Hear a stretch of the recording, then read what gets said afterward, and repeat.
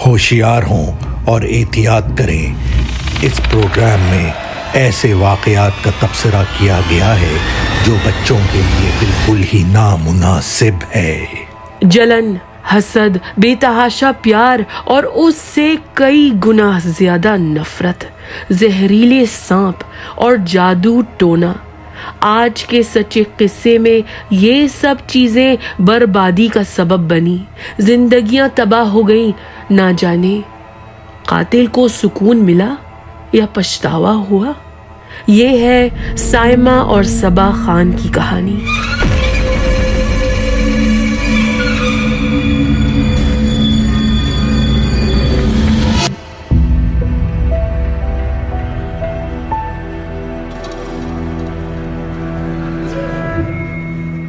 किस्सा दो बहनों का है, साइमा खान और सबा खान।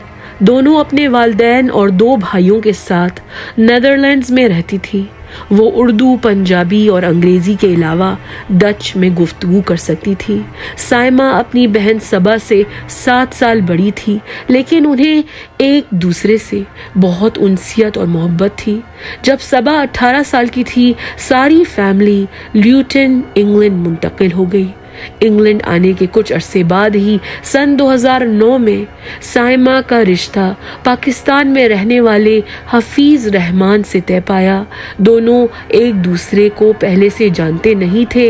उनकी शादी अरेंज थी। इमिग्रेशन की कार्रवाई होने के बाद हफीज लूटन आ गया। वो बीवी साइमा की फैमिली के साथ उनके 3 बेडरूम के घर में रहने लगा और उसने जल्द टैक्सी ड्राइवर का काम शुरू कर दिया। चंद ही सालों में हफीज और साइमा के 4 बच्चे पैदा हो गए।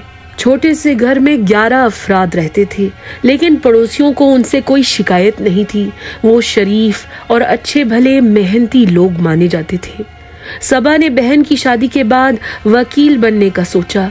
लॉ स्कूल में दाखिला लिया, लेकिन उसका यूनिवर्सिटी में दिल नहीं लगा।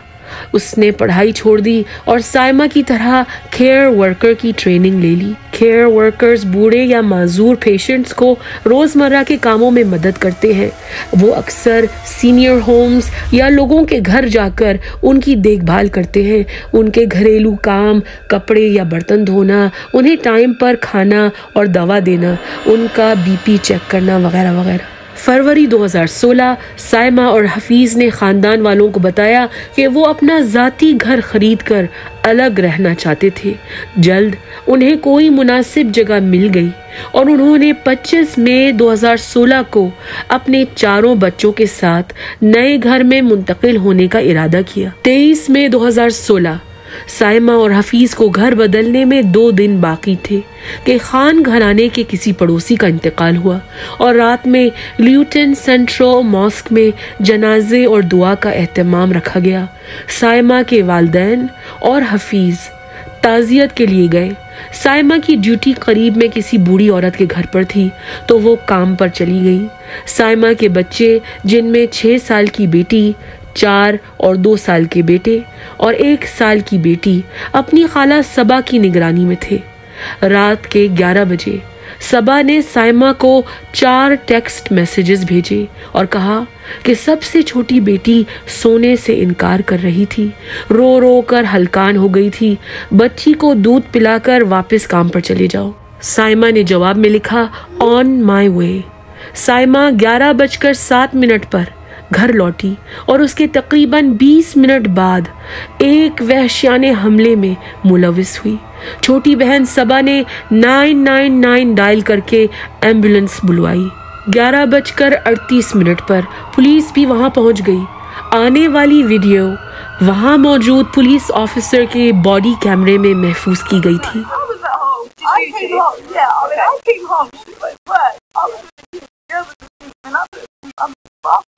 When I came back, I didn't come back out. I heard, I kept on texting her, I was like, who are you? Because the girl was crying. I heard the girl crying. Because the girl was crying, who are you? So I ran to her and texted her, I was like, the girl was crying. She was here. When she came here, I shouted from the bathroom, are you home? She said, yeah. Then I was fine. But then I heard her shouting for the game, and I heard her shouting out. When I came out, it was just her shouting. I didn't hear it. I heard banging, and I heard banging. When I came down, I saw her like that. Okay. when I came down, then I rang my dad. I didn't know what to do. First, I was just there. I just thought you had knock on the door or anything like that. No, I don't think so. Were you aware of anyone else in the house? I didn't think so. No. No. Okay. Apart from when she came in, I didn't hear anything else before that. Okay. And then when she came, So your belief is that it was just yourself, her, and the children? yeah, and very the children. That's it. They're They're still inside, yeah. The girls were awake. That's what I was saying on the story side of the girls. I don't know, when I came down, I rang my dad. Firstly, I just hugged her. I thought I was like, when I saw the news, I thought I was going to take her to her. Was the front door open? No, it was closed. The front door was closed with glass. Did you see anything lying down or anything?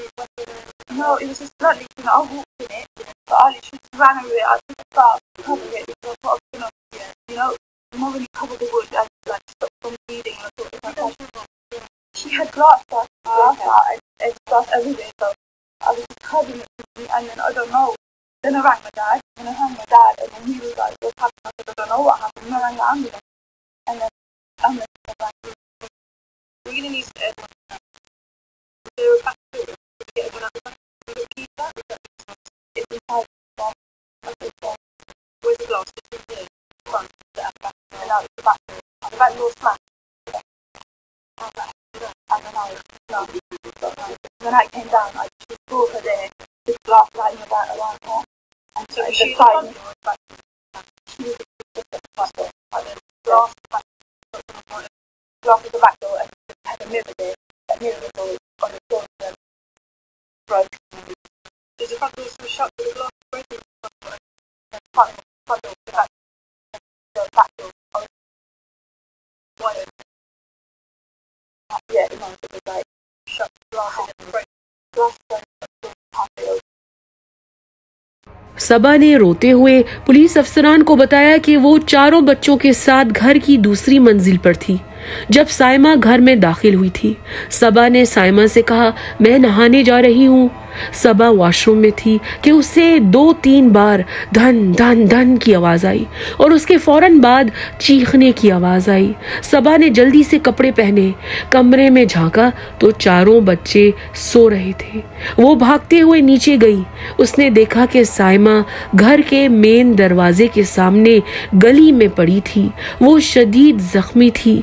हर जगह दीवारों पर, फर्श पर उसके खून के छींटे थे। सबा ने पुलिस अफसरान को बताया कि उसने एक दुपट्टे से अपनी बहन की गर्दन के जख्म को लपटा था, लेकिन बहुत देर हो चुकी थी। 34 साला साइमा दम तोड़ चुकी थी। बॉडी कैमरे की फुटेज में फीमेल पुलिस ऑफिसर ने सबा से पूछा, तुम्हारे हाथ को क्या हुआ है? सबा ने कहा, हर जगह कांच पड़ी थी। मैंने उसे अपनी बाहों में ले लिया था। पता नहीं मेरे हाथ पर कब और कैसे ये कट लग गया। सबा ने बताया कि उसने सबसे पहले बाप को फोन करके इत्तला दी थी और फिर एम्बुलेंस बुलवाई थी। घर का मेन दरवाजा बंद था, लेकिन उसकी खिड़की टूटी हुई थी। घर का पीछे का दरवाजा खुला पड़ा था। जिसने भी हमला किया था वो मेन दरवाजे की खिड़की तोड़कर घर में घुसा था और घर के पिछले दरवाजे से फरार हुआ था। साइमा की लाश को पोस्टमार्टम के लिए ले जाया गया। पुलिस अफसरान ने घर के क्राइम सीन को महफूज करने के लिए खान घराने को चंद दिनों के लिए कहीं और रहने का कहा, जब तक तहकीकात मुकम्मल नहीं हो जाती। फिर फोरेंसिक टीम ने तलाशी शुरू कर दी। कमरों में सामान उलट पुलट किया गया था। चंद जेवरात गायब थे। ये चोरी डकैती का एक सादा सा सिंपल सा केस लग रहा था। साइमा ने बदकिस्मती से चोर का सामना कर लिया था और चोर ने फरार होते हुए उस पर हमला कर दिया था। इस वाक़ये ने सारे मोहल्ले वालों को झिंझोड़ कर रख दिया था। लोगों ने घर पर सिक्योरिटी बढ़ा दी, अलार्म्स और ताले लगवा लिए। सब जानते थे कि इन इलाकों में जहां देसी घराने ज़्यादातर थे, डकैती ज़्यादा होती थी, क्योंकि चोर भी जानते थे कि पाकिस्तानी और इंडियन ख़वातीन सोने के जेवरात बड़े शौक़ से पहनती हैं और घर पर रखती हैं। साइमा की पड़ोसन खतीजा मलिक ने बयान में कहा, साइमा की माँ का सदमे से बुरा हाल है। वो कहती है, काश चोर सारा घर लूट लेता पर मेरी बेटी को जिंदा रहने देता। फोरेंसिक टीम ने घर से फिंगरप्रिंट्स और डीएनए इकट्ठा किए, बाहर गली, सड़क और सड़क पर खड़ी गाड़ियों का भी मायना किया। साइमा के पोस्टमार्टम से वाज़ेह हुआ कि वो एक भयानक हमले की शिकार हुई थी। उसके जिस्म पर 68 चाकू के वार किए गए थे, 68 स्टैब वुंड्स। सर जिस्म से सिर्फ चंद रगों से जुड़ा था, उसका एक हाथ बिल्कुल काट दिया गया था। कातिल ने खास तौर पर उसके चेहरे को बिगाड़ना चाहा था। उसकी खोपड़ी और मुंह पर बेशुमार वार किए गए थे। आधे जख्म पोस्टमार्टम किए गए थे, यानी साइमा के मरने के बाद भी कातिल रुका नहीं था।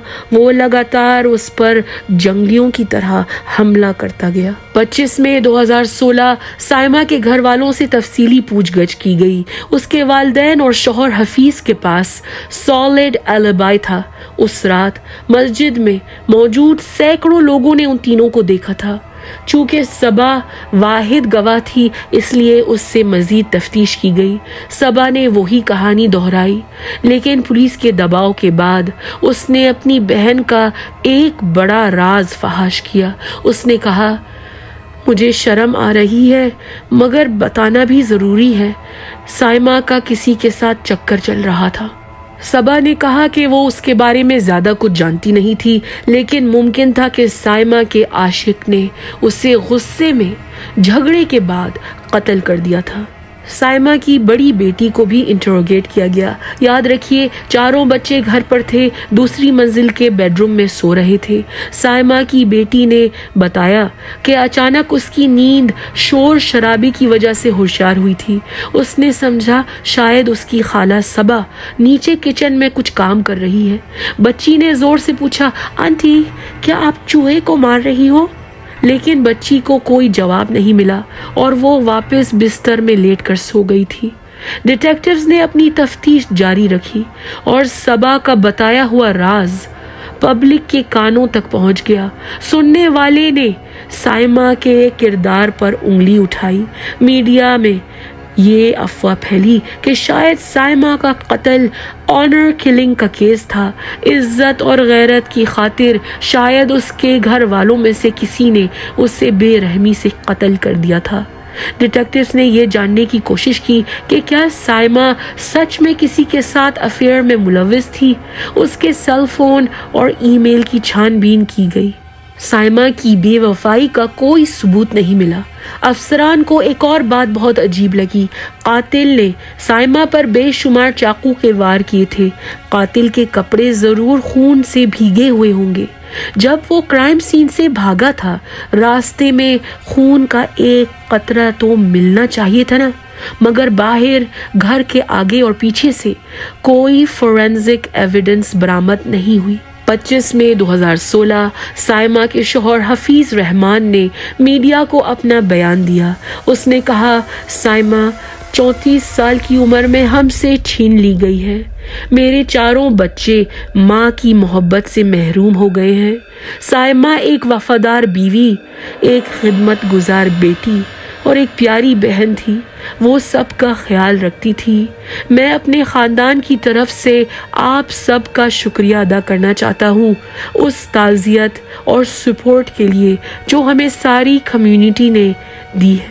26 मई 2016 डिटेक्टिव्स को हैरानगी हुई ये देखकर कि बहन के कत्ल के तीसरे दिन सबा अपने काम पर जाते हुए नजर आई। बेशक हर कोई अपने दुख का इजहार मुख्तलिफ अंदाज में करता है। घर में बैठकर सोग ना मनाना ये किसी को मुश्तबा सस्पेक्ट बनाने के लिए काफ़ी नहीं होता, पर घर से चंद ऐसी चीज़ें मिली कि शक यकीन में बदल गया। फोरेंसिक एक्सपर्ट्स को सबा के बिस्तर के नीचे एक काले गार्बेज का थैला मिला जिसमें टेस्को दुकान की थैली थी। थैली के अंदर खून आलूद काले कपड़े, लेटेक्स दस्ताने और एक साबातिये कंपनी का चाकू जिस पर खून सूखा हुआ था। सब कुछ फोरेंसिक टेस्टिंग के लिए महफूज किया गया। चाकू पर खून साइमा का था।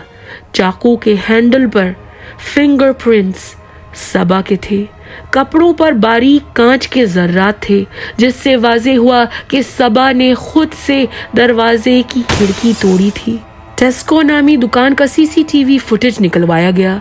वीडियो 16 मई 2016 की थी। साइमा के कत्ल से एक हफ्ते पहले सबा सेल्फ चेकआउट के काउंटर पर नजर आई। वो चाकू खरीद रही थी। 31 मई 2016 सबा को गिरफ्तार किया गया। जब उसे हथकड़ियां पहनाई गईं, वो जोर जोर से रो रही थी।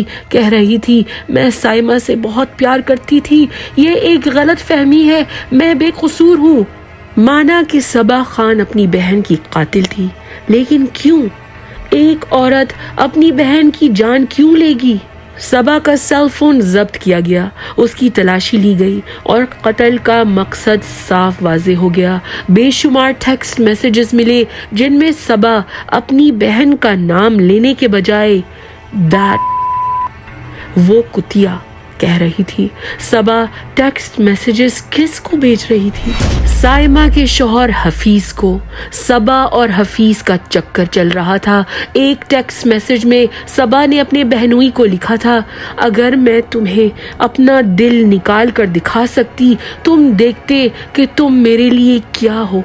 एक और मौके पर सबा ने लिखा था, चाहे तुम मेरे साथ कितना भी बुरा सुलूक करो, दुनिया की कोई ताकत मेरी मोहब्बत को बदल नहीं सकती। तुम्हारे लिए मेरी मोहब्बत रोज बरोज बढ़ती जा रही है। जब सबा को उसके खिलाफ इकट्ठा किए गए सारे सबूत दिखाए गए, उसने सारा सच उगल दिया। सबा और हफीज का चक्कर कुछ दिनों या चंद महीनों से नहीं चल रहा था। वो 4 साल से सबको धोखा दे रहे थे। सन 2012 में जब साइमा का दूसरा बच्चा पैदा हुआ था, वो अपने बच्चों में मसरूफ हो गई थी।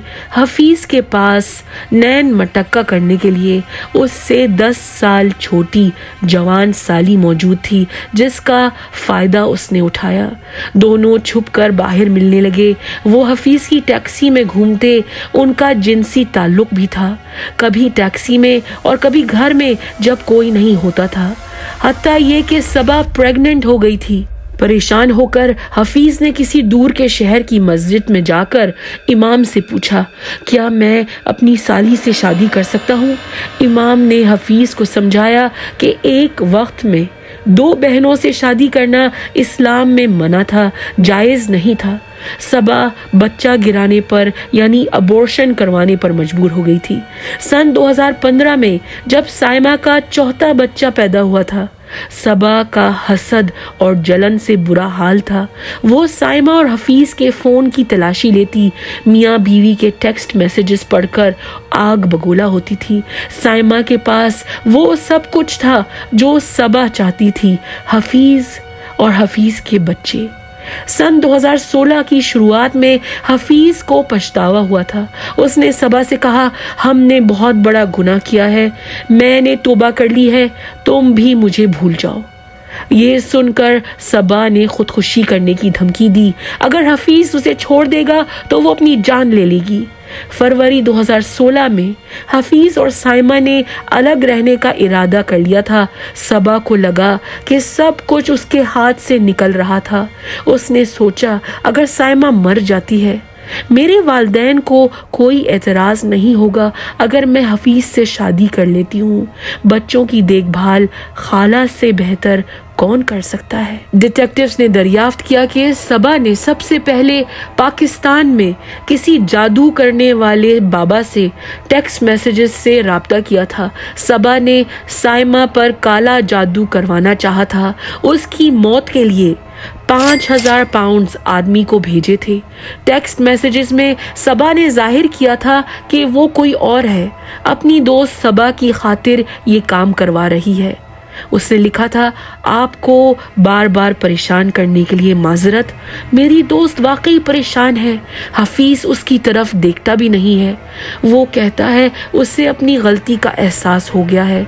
साइमा को जल्द से जल्द मार दीजिए ताकि मेरी सबा को उसका हफीज मिल जाए। जब काले जादू का कोई असर नहीं हुआ, 5000 पाउंड्स डूब गए, तो सबा ने इस मामले से खुद निपटने का फैसला किया और भाई गूगल का सहारा लिया। उसके लैपटॉप की हिस्ट्री डिलीट की गई थी, लेकिन मिनटों में कंप्यूटर फोरेंसिक एक्सपर्ट ने सर्च इंजन की हिस्ट्री निकाल ली। सबा ने जहरीले सांपों के बारे में मालूमात इकट्ठा की। यूके में क्योंकि सिर्फ 2-3 किस्म के जहरीले सांप होते हैं, उसने इस ख्याल को जल्द छोड़ दिया। गूगल के जरिए सबा ने एक किताब ढूंढी और पढ़ी, किसी को मारने और ना पकड़े जाने के 16 तरीके। सबा ने फिर टेस्को से चाकू खरीदा और उस मौके का इंतजार किया जब साइमा उसके साथ घर पर अकेली हो। मौका 23 मई को मिल गया, जब सब घर वाले रात को मस्जिद चले गए। हमले से चंद मिनट पहले सबा ने गूगल में सर्च किया, मुसलमान के जनाजे में कितनी देर लगती है। वो जानना चाहती थी कि उसके पास इस कत्ल को अंजाम देने के लिए कितना वक्त था। सबा ने काले कपड़े और लेटेक्स दस्ताने पहने, बहन को बहाने से घर पर बुलवाया। सारी लाइट्स बुझाकर उसने बहन का इंतजार किया। साइमा जैसे ही घर में दाखिल हुई, सबा ने उस पर पीछे से हमला कर दिया। अपनी मासूम बड़ी बहन पर 68 चाकू के वार किए। दोस्तों, हमें सही का अंदाजा नहीं होता है कि किसी पर इतने सारे वार करना ये कितना मुश्किल है, कितना वक्त लगता है, कितना जालिमाना है। विक्टिम ने, साइमा ने अपनी जान बचाने के लिए कितनी जद्दोजहद की होगी, उसे कितनी तकलीफ हुई होगी। साइमा के मरने के बाद भी सबा ने उस पर हमला जारी रखा, यहाँ तक कि साइमा का एक हाथ बिल्कुल कट गया था और सर जिस्म से तकरीबन जुदा हो चुका था। सबा की बेहिसी की इंतहा नहीं थी। उसने पुलिस और जानने वालों के सामने अपनी बहन पर बहतान लगाया, अडल्ट्री का गलत इल्जाम लगाया। एक औरत प्यार में कितनी अंधी हो सकती है, कितनी करप्ट हो सकती है। सबा ने सारी इंतहा पार कर दी। जब हफीज से पूछगछ की गई तो उसने कसम खाई कि उसका बीवी के कत्ल से कोई ताल्लुक नहीं था। हफीज ने अफेयर का सारा इल्जाम सबा पर ढकल दिया। उसने कहा कि सबा ने उसका पीछा किया था, सबा ने उसे बहकाया था। वो तो एक कमजोर इंसान था। ताली एक हाथ से नहीं, 2 हाथों से बचती है। हफीज कोई छोटा बच्चा नहीं था। बात इतनी बिगड़ी कैसे? दोस्तों, आपका क्या ख्याल है? क्या हफीज की कोई जिम्मेदारी नहीं थी? 24 अक्टूबर 2017 सबा खान ने इतराफ़े जुर्म कर लिया।